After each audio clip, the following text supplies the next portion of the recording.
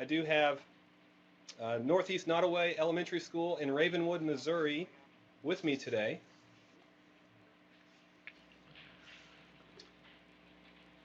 Hello, Mission Control.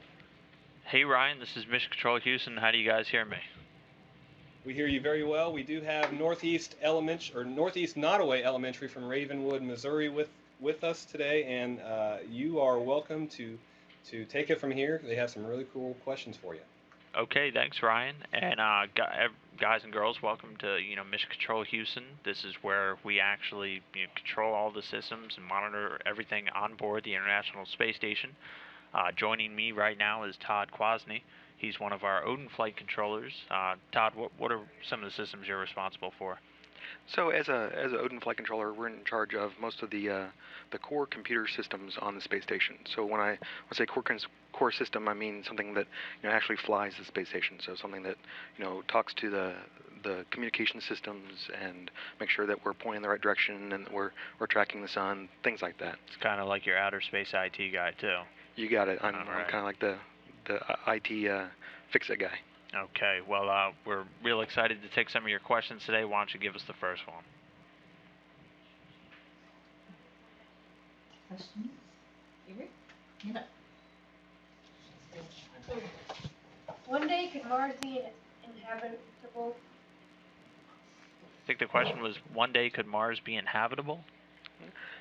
Well, I'm not sure. We have a lot of people looking into that, and unfortunately, something that I don't work with directly. So I certainly hope so. It seems like it'd be a great thing to do if we could get there and inhabit Mars. We certainly hope so. I mean, there are signs kind of that Mars may have had a climate like ours. Many millions and millions and millions of years ago, even billions. So if some future civilization gets something like terraforming, which any of you sci-fi people know is kind of like making a planet's atmosphere more like ours. I know some of the methods that are, everything's very hypothetical right now because that kind of technology just does not exist. But who knows, maybe a human civilization a million years from now will have the ability to make an atmosphere and turn Mars habitable. But I mean, right now it's way too cold. It doesn't have, Earth's protective magnetosphere, which protects us from all of that dangerous radiation. So I mean, it would be a huge project, and it's something we as a civilization couldn't tackle right now, but maybe sometime in the future we could. All right, what's the next question? Did you guys have anything to do with the Angry Birds thing, the Angry Birds space? Wow. Well, I can tell you that I've played a lot of Angry Birds Space, and I'm a big fan. That's for sure. It's always fun to see space applications like that, and get to see something you're not used to. Playing the original Angry Birds. Watching the birds fall just like they would here on Earth, but seeing what they would do in space is a lot of fun. And I do know they talked to a few of our scientists, help them get down things like the mechanics of actually moving through a gravity. Like if I'm sure a bunch of you guys have been playing Angry Birds Space, when you're actually shooting into an atmosphere, you'll go into an orbit, and they're actually pretty spot on. I've heard with the mechanics of doing that, and also just moving through the vacuum in Angry Birds Space. So we did have a little bit to do with it, but I mean we didn't create the game. All right, next question. Whenever you're up in the International Space Station, can you call from your cell phone if you have it?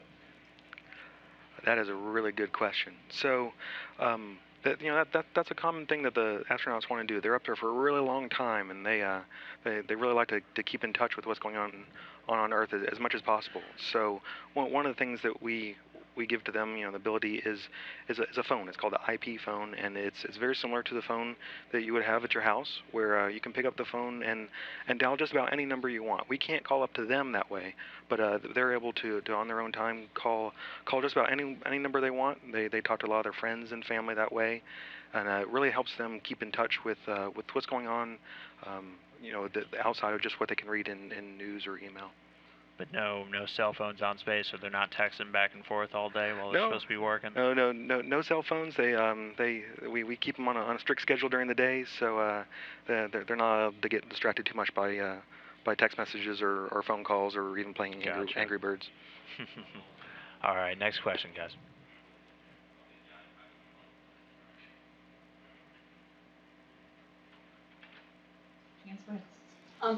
What time is it up there right now?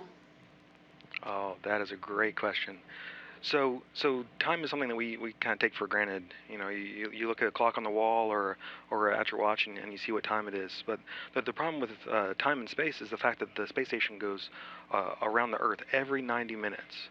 So you know, at any given point, you know, it could be you know, a number of different times on the ground, whereas in space they're going around really fast.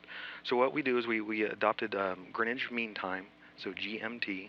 So it's the time that's actually in Greenwich, England right now, and all the control centers from around the country that interact with the space station, that we all use the same time to make sure that we're all in sync, and the crew uses that on board as well.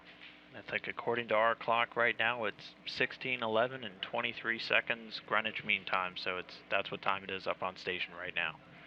All right, next question, guys.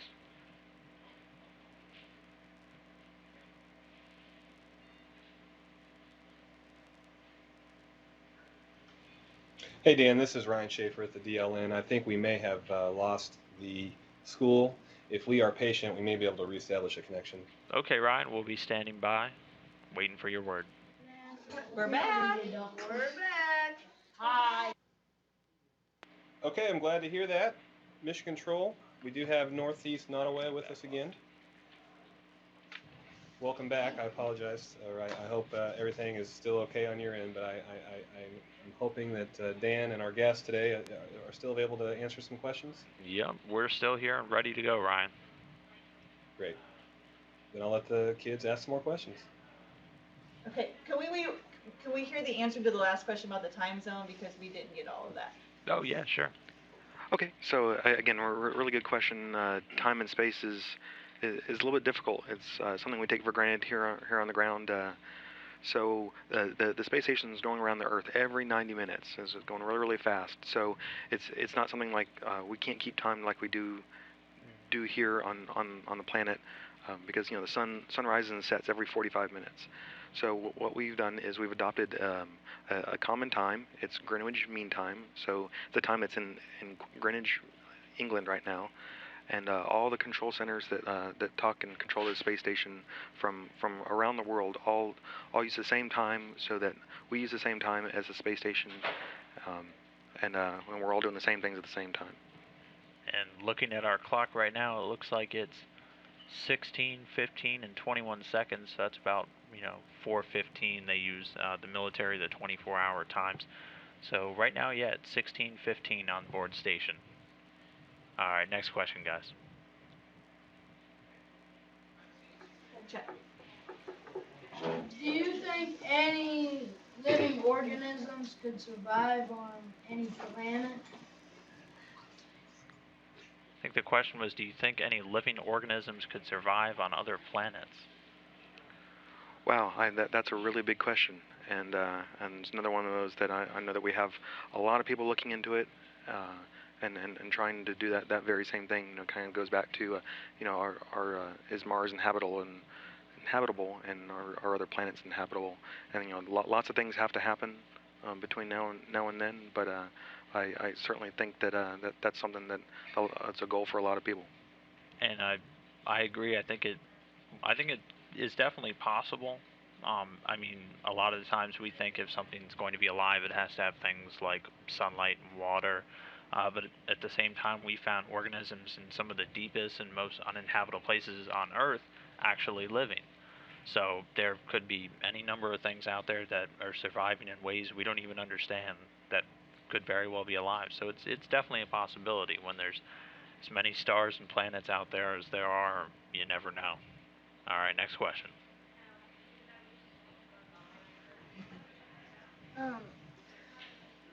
What is R2 doing now? What is R2 doing now? So right now, R2 is he's asleep, if you will.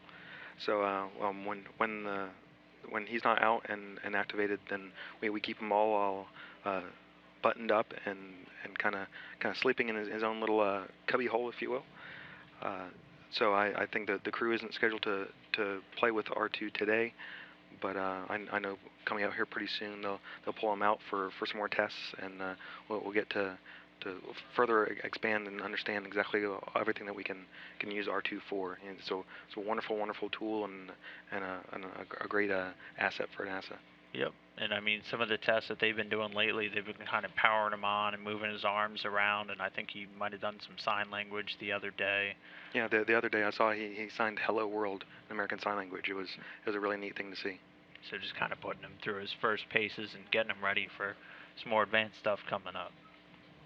Okay, our next question, guys. This is Maverick Frost from Northeast Ottawa. Does the clock go backwards up in space? Did you get that one? I'm sorry. Could you ask the question one more time? Could the clock go backwards up in space? Does the clock go backwards up in space? So, not really. The clocks in space, operate just like they do here on the ground. They'll just measure how many seconds or how many minutes or hours are going by, and they'll just kind of tick away. Not that I know of that we've ever seen one go backwards, unless we're setting the clock like we would here on the ground. We haven't quite mastered time travel yet, but we're all hoping sometime in the future. One interesting thing that could happen in space flight, and once you guys kind of get into some higher level science and math courses, is the idea that if you're traveling really fast, time doesn't go backwards, but it slows down. And so there are studies being done with clocks that we send them out there and they travel at thousands and thousands and thousands of miles an hour. And when you compare them to a clock here on Earth, I mean, the time has progressed a little bit slower on those clocks. But I mean, it's such a small amount unless you're traveling the speed of light, which we don't quite do yet. It's not even noticeable. So they don't go backwards, but we may someday be able to slow time down. All right, next question.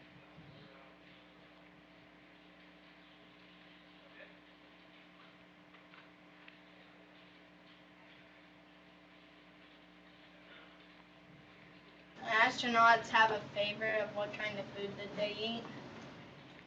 Favorite food? Do astronauts have favorite foods? They do, and it's kind of an individual taste, just like you would here on the ground. Sometimes you like a good hamburger or hot dog. Sometimes people like spaghetti or lasagna. So it's the same thing for the astronauts on the space station. They have a wide variety of food to choose from, and they kind of have their own favorites. What I'm told, a lot of them tell me after they come back is they really like spicy foods. For some reason, when they get into space, something about spicy foods just is a little bit more appealing to them. So I hear the shrimp cocktail is to die for when you're in space. I've heard that quite a bit. They do have foods that they have a lot of different kinds. Is kind of the big thing to keep in mind. So they try a lot of different things. So pretty much almost whatever you like on the ground, you can have up in space. Just about. To a degree. Yeah, just about. You can have all kinds of different kinds of food. All right, next question, guys. Well, where is the International Space Station over the Earth right now? Oh wow, where are we over the Earth right now? Well, it looks like we are tracking right over the northern Pacific Ocean. It's pretty much right in the middle of the ocean right now, and it's about 247 miles above the surface. So, and again, it's moving at about, I think, 17,500 miles an hour. That's correct. So It's only going to be there for a little while. Pretty soon, it'll be over a completely other part of the planet as it goes around in about 90 minutes. Yep. Looks like it's coming up pretty soon on the southern part of South America, and then it'll fly up over Europe, and then over go back over the Pacific Ocean again. Yep. All right, next question, guys. Does their food come in like packages like military food does? Oh, that's a good one to know. I think that's something that someone should ask before they become an astronaut. Is how's the food come?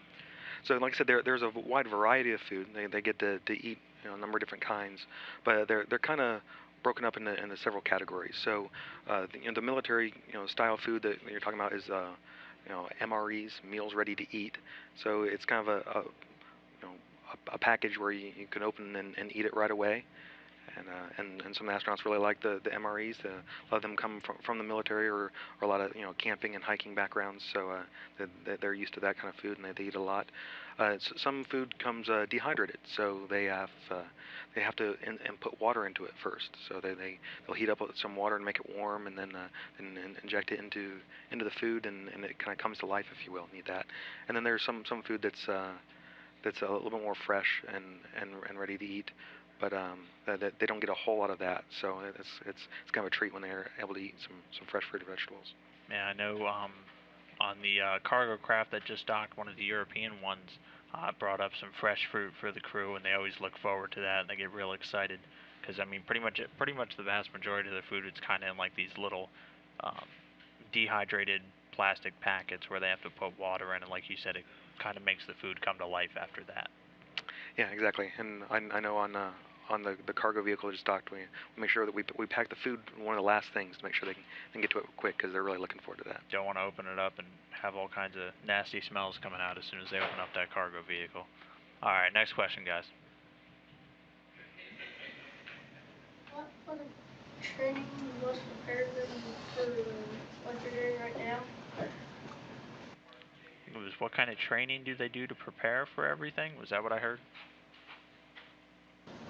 Yes. Okay.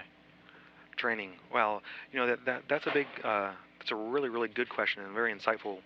Um, quite often you see astronauts on TV and watch NASA TV and see them floating around doing all these really cool things. These cool science experiments and getting to play with R2 and all those types of things. But what you don't see is the hours and hours and hours that the astronauts have to go through training. They do all kinds of training, everything from learning about the systems on board the space station just in case something were to go wrong. They spend a lot of time with the science developers, the science folks, to sit down and make sure that they're doing all their science experiments correctly and they're getting all the good data back to Earth to be studied and analyzed. And then they do a lot of training for specific tasks like spacewalks. They'll go into the neutral buoyancy lab and go into the big pool, and get in their spacesuits and practice doing spacewalks. So for everything that you see them do all the cool stuff floating around the space station. There's many hours behind the scenes where they train to learn how to do that. How long do they train, before they actually launch on these expeditions? I'm not sure the exact number. I know it's on the order of years. So sometimes astronauts will train for 2 or 3 years before they're able to go up on the space station to do all the various things they need to do. So about 2 years of training for 6 months of actual space flight time. So there's a lot of front end stuff involved before they actually get to go up there and do all the fun things. Absolutely. And even while they're up there, we'll do some training with them. We mentioned some of the different types of ways we can communicate with astronauts. We'll sit down and go through some additional training. If maybe something coming up that they hadn't quite seen before, they need a refresher, we'll sit down and train them while they're up there too. So a lot of training, a lot of school. It never ends. There's always learning to do. Never stop learning. All right, next question, guys. Do they have to train whenever they get back? Do they have to train when they get back? They do a lot of work when they get back. Post mission. One of the bigger things that they do is not necessarily receive a whole lot of training, but they conduct a lot of training. Once you've been up there for 6 months, you are the expert on how to operate the space station and what to do. So we really try to capitalize on a lot of their experience and knowledge when they come back to teach the next generation of astronauts, just all the little ins and outs and tips and tricks of how to really maximize this wonderful space station that we have. So there's not necessarily training that they receive, but they do conduct a lot of training. Okay. Next question, guys. Do astronauts exercise up in space? Oh yes, boy, they do they! Quite a bit. Yes. So the environment of space is really hard on the human body. Without gravity, your muscles don't have to work as hard, and the heart doesn't have to pump blood as much, and the bones don't have to support your structure all that much. So One of the things we have to do to counteract all the effects of space on the human body is exercise. So they usually exercise about 2 hours a day. So a good portion of their day is spent just exercising. And they can do anything from running on a treadmill to riding on an exercise bike to doing some things that kind of simulate doing some weightlifting. It's kind of like a giant Bowflex. So they do extensive amount of exercising, to make sure that when they get back to Earth, that their body still can work in this gravity environment, and so that they can still walk and move and lift things. So it's very important to the astronauts to exercise. I've actually heard some of them come back and they almost feel stronger just because of all that exercise they've been doing up in space. I mean, 2 hours a day, it's quite a bit. Yeah, they really work their muscles and sets a lot of habits. A lot of them become big exercise buffs afterwards because they're so used to doing it for 2 hours a day. All right, next question, guys. Has anybody ever got hurt doing stuff? Has anyone ever gotten hurt doing things? Well, just like working, here on Earth, there's some things do happen. You get a little bump or a bruise, but they do a lot of work making sure that everything the astronauts do in space is very safe. It's something that we take very, very seriously and dedicate a lot of time, and we talk about a lot of training that the crew does to make sure that every aspect of their job is safe. So to my knowledge, I don't think an astronaut has ever actually been injured in any way. I'm pretty sure. And I mean, even if they were, there are a lot of flight surgeons and people here, in mission control and all around the country that monitor all of the astronauts' health and everything like that while they're on board. So if a problem ever did arose, we'd have the people here to help them handle it. Absolutely. All right, and I think we got about 1 minute left, so let's do one last question.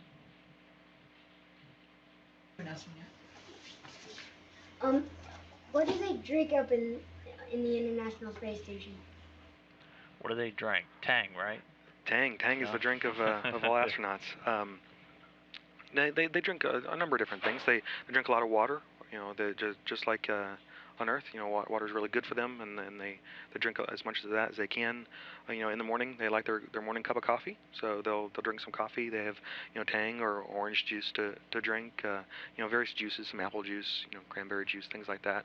So kind of like the food, a pretty wide variety of different drinks.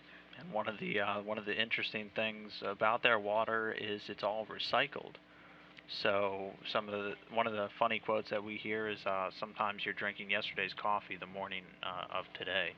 So they have a recycling system on board the station that recycles human waste, things like that, expirated water, and then turns it back into potable drinking water. So, but yeah, lots of water, again, a lot like the food, a lot of drinks that you'd find just down here on Earth.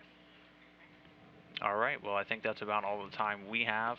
Really want to thank you guys for your questions. Hope you learned a little bit, and hope you enjoyed your visit and your stop here inside Mission Control Houston. Oh, thank you. Thank you. You are very welcome.